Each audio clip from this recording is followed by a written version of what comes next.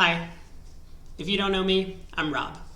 I'm a retired professional bridge player who now does commentary for a bunch of different national and world championship events. I also make a ton of fun and educational bridge content right here on my channel.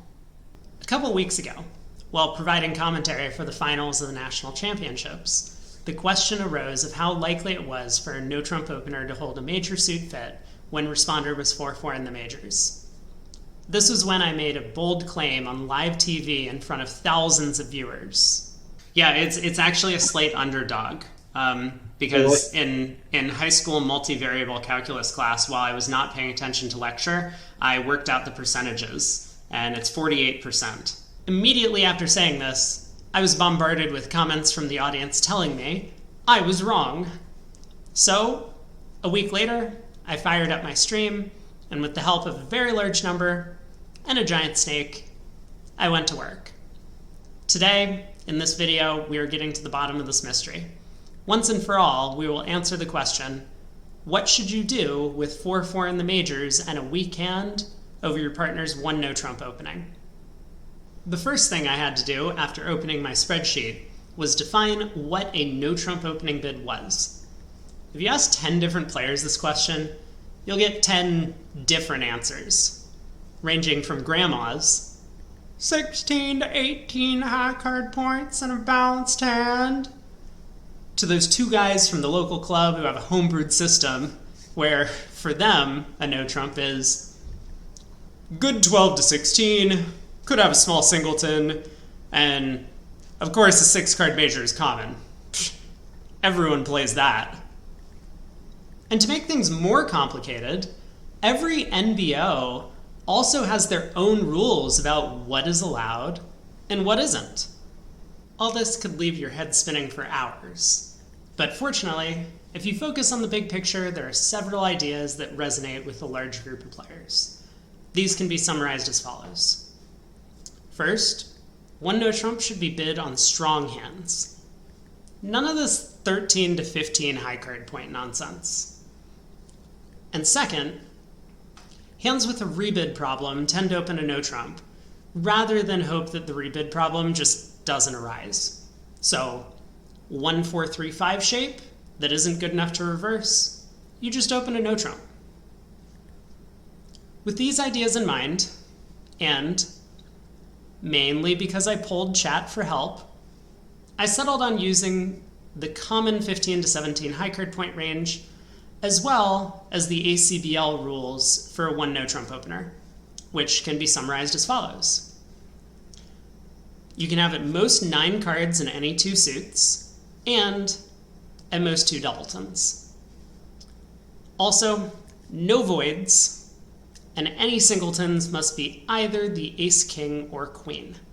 No singleton jacks. Now that we had our definition for a one no-trump opening bid, we needed to define what it means for responder to be 4-4 in the majors with a weak hand. How hard could that be? Well, this is where we needed to start making some assumptions to simplify the calculations. With 4-4 in the majors, responder has 6 possible hand shapes. Everyone would bid Stayman with 4-4-5-0 and pass partner's response. 4-4-0-5 seems like a good candidate for garbage Stayman. If we assume the 4-4-4-1 and 4-4-1-4 hand types also fall into these 2 categories, we are left with the 2 balanced shapes, 4-4-3-2 and 4-4-2-3. Now by symmetry, we can just pick one. So congrats, responder, you're 4-4-2-3 for the remainder of this exercise. Now I know what you're thinking. Wow, Rob. Picking one specific distribution for responder seems totally fair. This couldn't possibly bias the results, could it? And your grievance would be understandable, although completely imperceptible. What is the difference between responder holding 4-4-2-3 and 4-4-1-4? After all, both distributions have 8 cards in the majors and 5 cards in the minors. So this couldn't really impact the likelihood that opener has a 4-card major, Could it? The issue arises from the constraints we placed on the one no-trump bid. If opener were allowed to have any distribution of cards in the minor suits, including voids, then responder shape would have no impact on the relative frequencies of opener holding specific major suit shapes. This can be seen from a combinatorial identity known as Vandemann's identity. Imagine we have n objects and want to choose k of them, where n can be thought of as the minor suit cards which responder doesn't hold, and k can be thought of as the minor suit cards in opener's hand. We write this as n choose k. But now, imagine before we choose these k objects, we first split up our n objects into two groups of size m and n minus m. Let's call them clubs and diamonds. Now to choose k objects from the original set, we can count up the number of ways to choose k objects from these new groups. For example, we could take no clubs and k diamonds, or we could choose one club and k minus 1 diamonds, and so on. Summing up all these possibilities, we find another way to choose k objects from the original set of n, giving us the identity. Looking back at our problem, if responder is 4423, n represents the 21 missing cards in the minor suits that responder doesn't hold, and m represents the 10 of those which are clubs. If instead responder is 4414, n is still 21 and m is now 9. But if we apply our constraints on opener's distribution, this equivalence breaks down. All this is to say that choosing 4423 as responder shape will affect the odds of finding a major suit fit. But the error is less than 0.1%. So let's just move on. Now we need to define what weak means in the context of responder's hand. I chose a value of less than 7 high card points, somewhat arbitrarily, as again, this has no noticeable impact on the calculations. With these constraints in mind, we now had to put the ideas onto our spreadsheet. First, I wrote down all the distributions opener could have for the one no-trump opening bid. Here, we added some more assumptions, such as 5143 was allowed, but 5431 was not. And before you start shouting at me, come on, Rob, it's crazy to open a no-trump with 5143, Ace-King 5th, Singleton King, King-Jack 4th, Queen 3rd is an obvious one-spade opener. This is only one shape out of the 76 possible that opener could have, and remember, the singleton must be the ace, king, or queen, so the likelihood of this distribution is already quite low. You could make an argument that a few of these shapes should never be open to no trump because there's no rebid problem. But if we run the calculations through with all these thrown out, the resulting difference is less than 0.5%. So again, quit yelling at me through your screen. Your neighbors could do with a bit more peace and quiet. Having put together all the preliminary guidelines, we could now move on to the calculations. I set up the spreadsheet, manually entered in the 76 different hand shapes for opener that we allowed, and then populated the rest of the columns to separate out the distribution of hands into 4 suits. Next, we have to do some combinatorics to find out how many different hands opener could have with each shape. Because responder has 4423 shape, there are 9 spades, 9 hearts, 11 diamonds, and 10 clubs remaining in the deck. To calculate the number of hands for opener with a specific distribution, say 3442, out of the 9 spades remaining, we choose 3 of them, out of the 9 hearts, we choose 4 of them, and so on.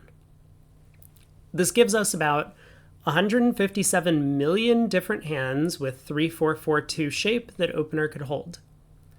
Not all these hands will have 15 to 17 high card points, but by ignoring this constraint for every shape opener could hold, our calculations will be off by approximately the same multiplicative factor in each case. And if this fuzzy math leaves you with an uneasy feeling in your stomach, maybe you should look into engineering as a career. But also, worry not, as I'm keeping track of the error term for you and will factor it in at the very end. We then perform this calculation for all 76 shapes that opener can have, and make sure to account for the singleton honors by multiplying the corresponding chance of this occurrence, which is Wait, what is this chance? That's how many hands there are. 6,045,092 and 3/10 of a hand, just to be clear. How is that possible? I feel like I have done something wrong. Why did I do 3 out of 13? Wait. There's only 9 spades left. Why did I do 3 out of 13? We were both wrong. Okay, that's a whole number at least, which looks better. So now I've made this assumption, which this might actually be a bit of a problem. I don't like this assumption. We need to come up with a way to fix this. Responder doesn't have ace, king, queen of either major. That's an issue. I really don't like this. I'm going to make this red so that we know it's bad. Let's inspect opener's 1-4-4-4 distribution a bit more closely. Because we chose 4 spades for responder already, leaving 9 in the remaining cards, you might think the odds of opener holding the singleton, ace, king, or queen would be 3 and 9.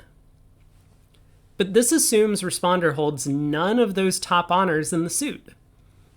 Not a bad estimate, as responder's limited high cards make it unlikely they hold spade honors, but I had a different idea. Instead, you may think, opener is equally likely to hold any of the 13 spades in the deck, so why not put the chances of them holding singleton, ace, king, or queen at 3 out of 13?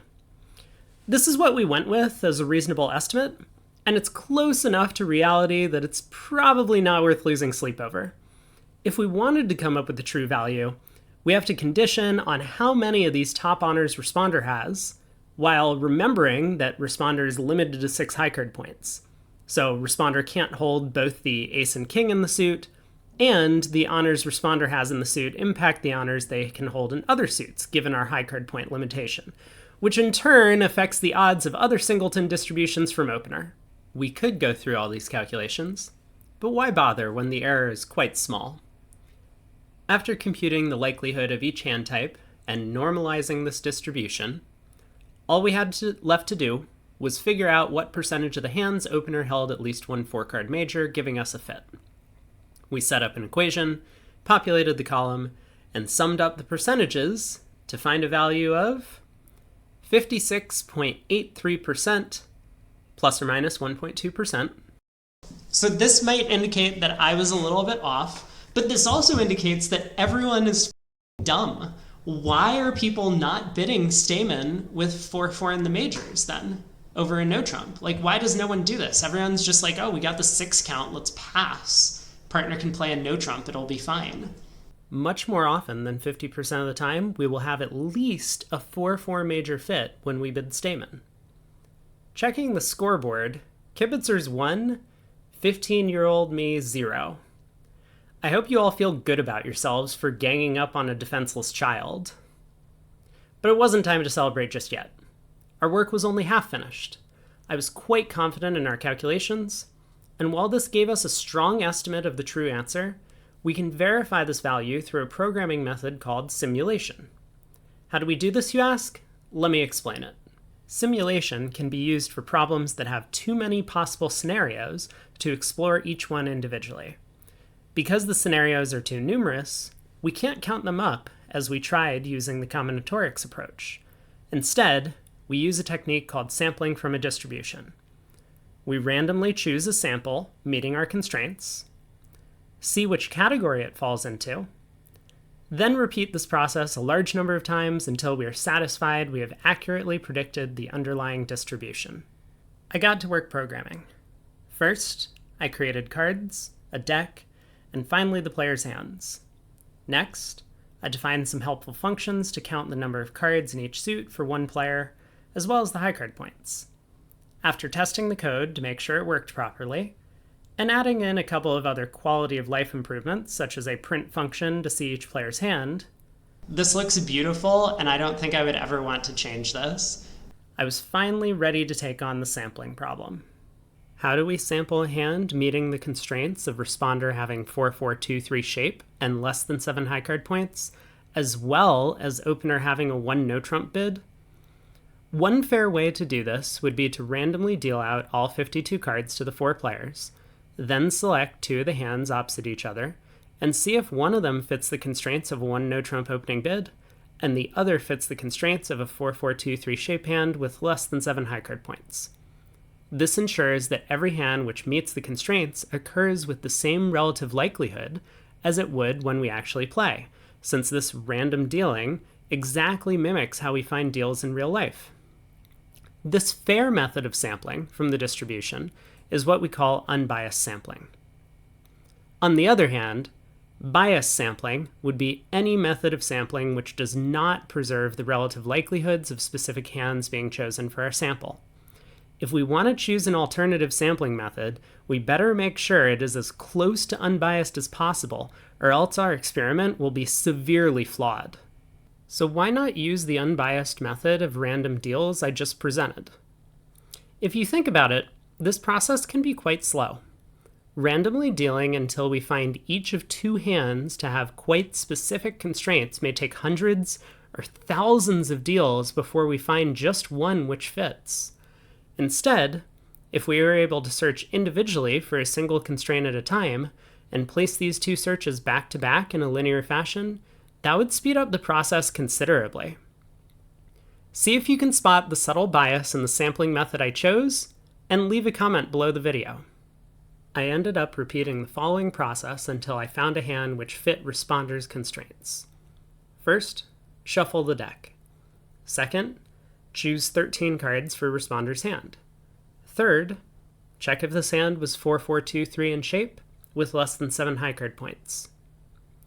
Then, after I had a hand for responder, I repeated the following process until I found a hand for opener. First, shuffle the remaining 39 cards. Second, choose 13 cards for opener's hand. And third, check if this hand met the requirements for a 1 no-trump opening bid. Now that I had 2 hands which fit our constraints, the last step was to check if they had a major suit fit or not, which was pretty easy.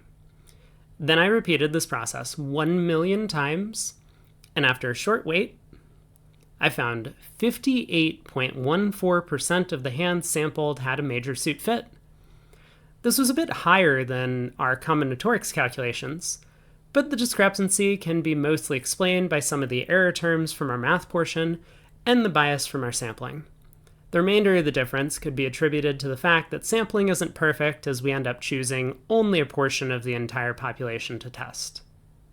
With a working prototype, we could now adjust the constraints to allow different types of hands for both players. Adjusting the types of hands for responder, in terms of allowing other distributions, such as 4-4-1-4, or changing the high card point range, didn't make much of a difference in the calculations. On the other hand, changing the constraints for the no-trump opener had swings of several percentage points in either direction. If we adjusted our calculations to a more old-school traditional no-trump opening bid, with no singletons and no 6-card minors, we found the odds of reaching a major fit increased to almost 61%. But if we adjusted the other direction, by removing hands with 5-1, 4-1, and even 5-2 in the majors, we found the odds of a major fit dropped to just over 52%.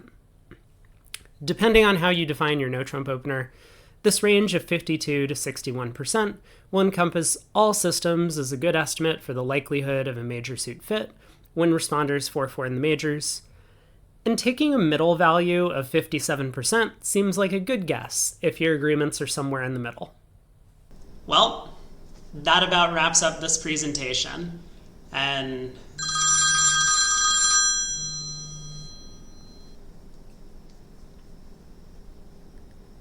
hello? I didn't answer the original question, but I did all this work to find the percent chance of... You're telling me that's only the first step? Now you want me to determine how many tricks I make in suit contracts versus no trump for all of these types of hands and put together a giant cross table of conditional probabilities? No. Forget it. I did all this work, and you can't even be just a little bit grateful. I slave away for hours in front of my computer to solve this problem, and you're what? relaxing on your lawn chair, sipping a strawberry daiquiri, watching your favorite YouTuber who just dropped a new video. Nope, I'm done. I found your stupid percentages. Now you figure out what to do with them. I hope you enjoyed the video. Make sure to click the like button and leave a comment if you want to see more of this type of content on my channel in the future. And if you haven't already subscribed, what are you waiting for? Thanks for watching.